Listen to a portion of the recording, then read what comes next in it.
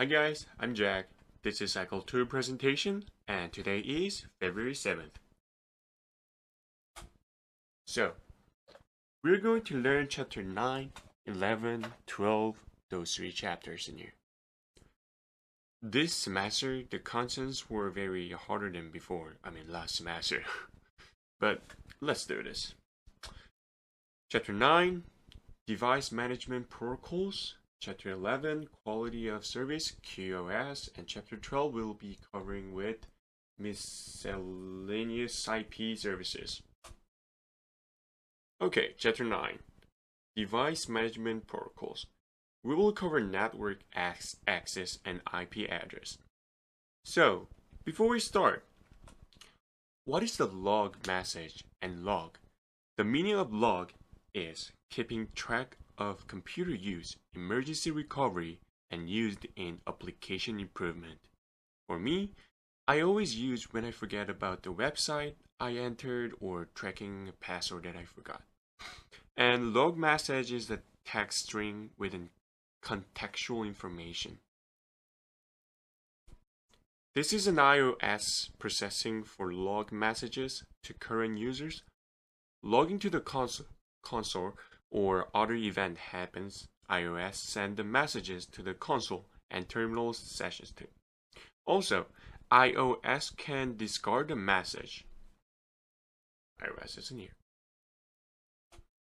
And in a real field, the console logging will look like this.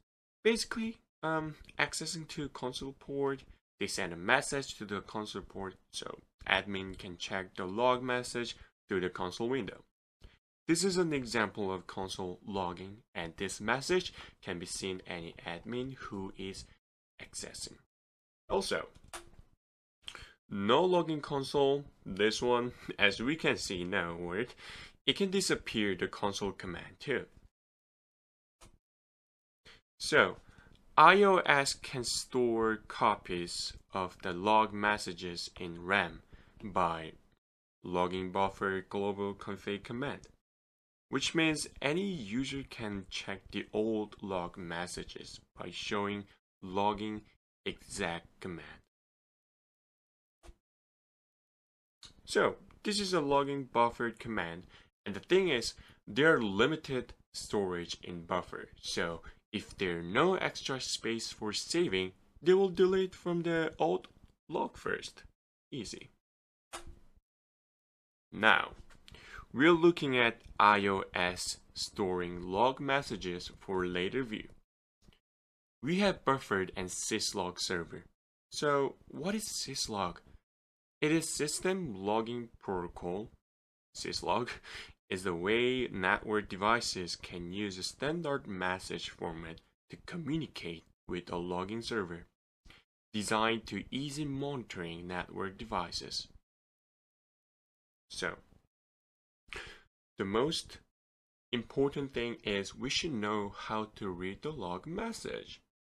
Okay, so first one, we can see the timestamp 05, 39, 09, and facility type is system like severity and yeah. So, and others. Also, message text shows what type of log it is.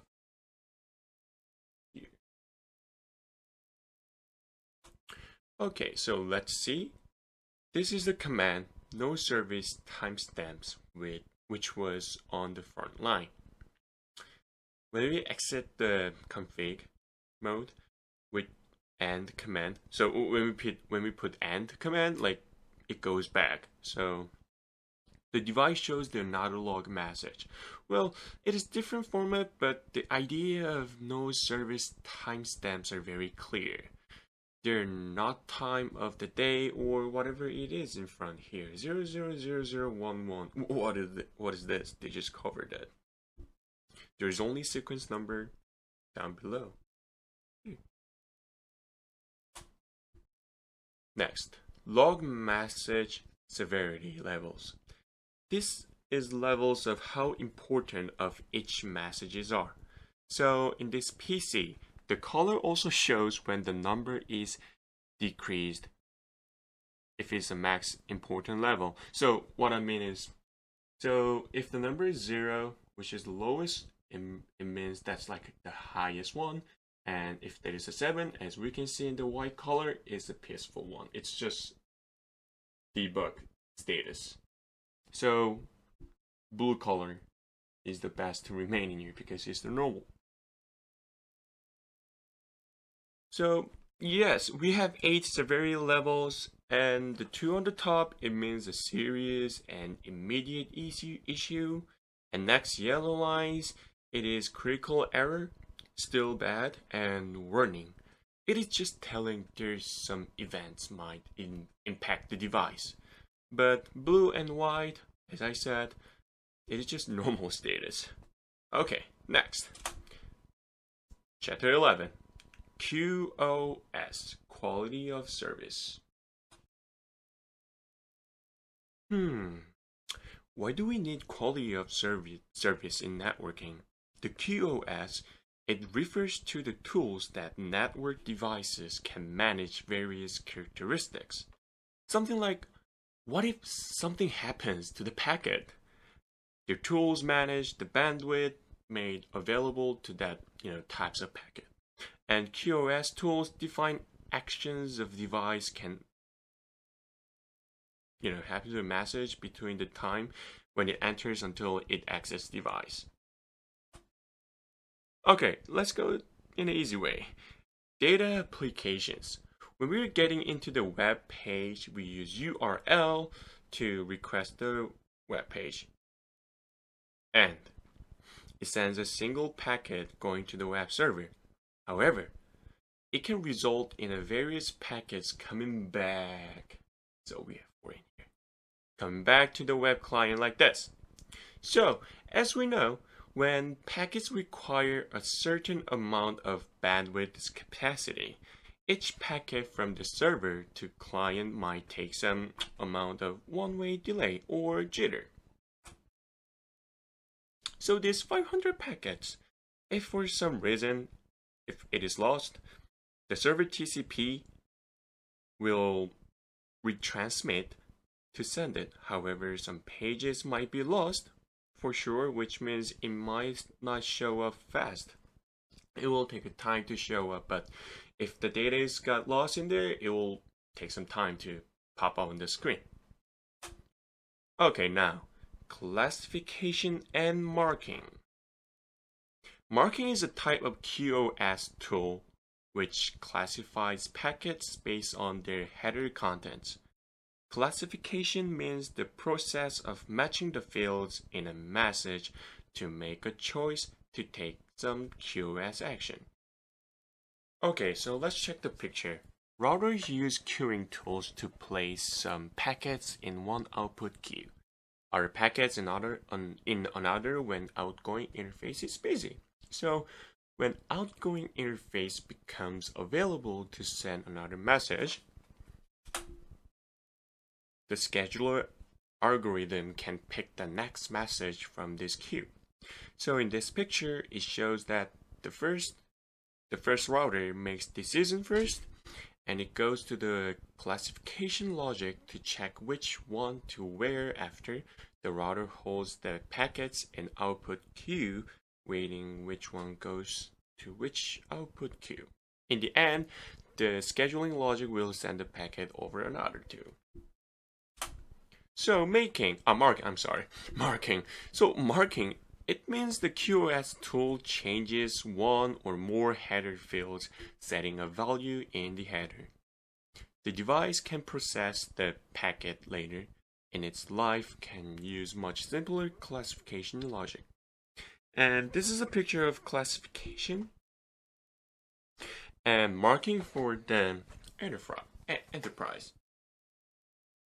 It shows that switch 1 forward the packet and mark the SCP field, and another that 3 devices use the simpler matching used to classify the packet by packets DSCP, and placing packet will be class 1, and another DSCP value will be 2.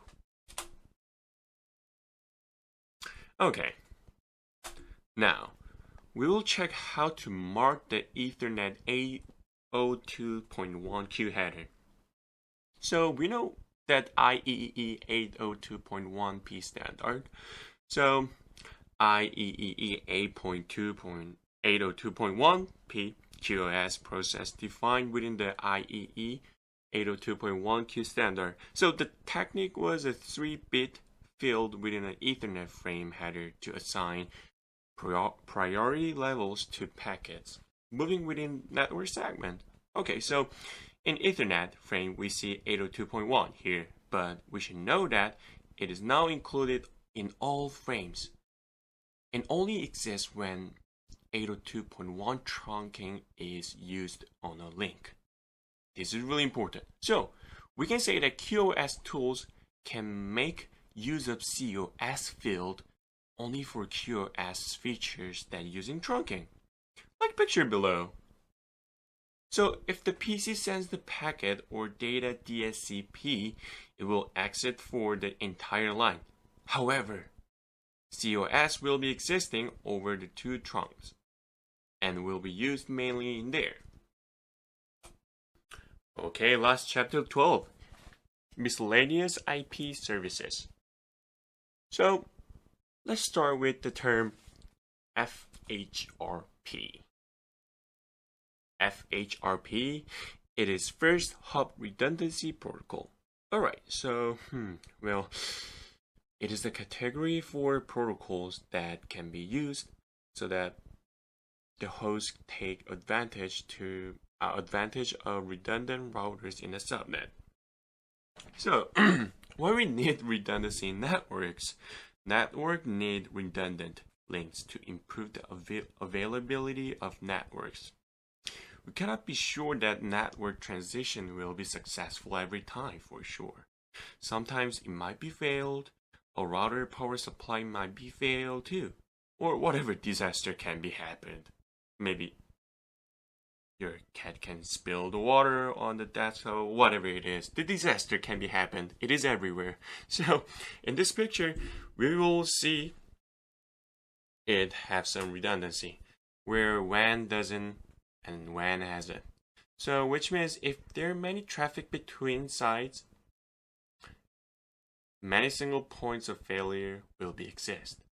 So if any one of these parts of network fails, our packets can flow from the right where we see the network.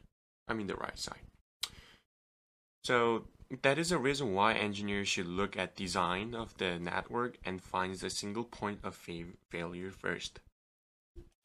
Alright, so this is another example, higher availability but with router with single point of failure.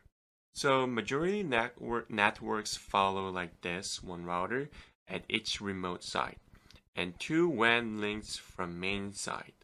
Also redundant routers in the main. So the structure has fewer points of failure. So let's see. In this particular design, adding one router on the left side of the network can solve the problem, which means it can remove all single point of failure, which we already discussed. So let's see. Okay. So this is the one. We removed all single points of failure. So we redesigned two routers to support LAN and using the same VLAN and subnet.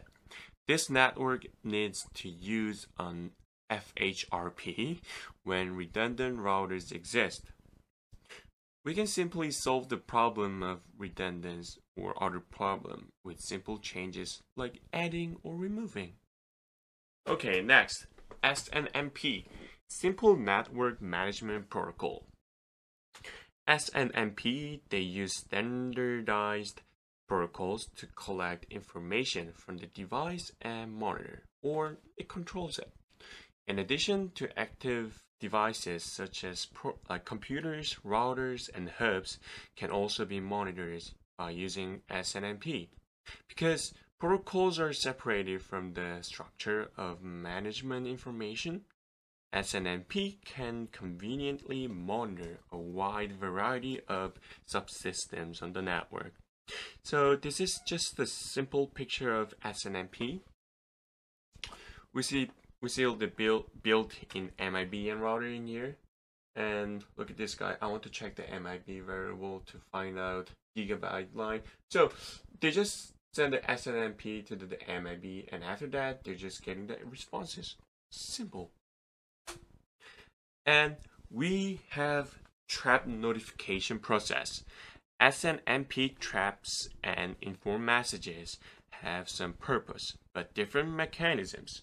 So let's think as the SNMP agent send the trap to his NMS IP address with UDP as a transport protocol and no error recovery. If trap arrives, it is good. I mean, if it got lost in the middle, it is lost. However, the traps and informs both are useful. Both inform NMS and traps use less overhead on the agent, but informs improve reliability of the messages. Oh yes, but it requires a little more overhead effort too.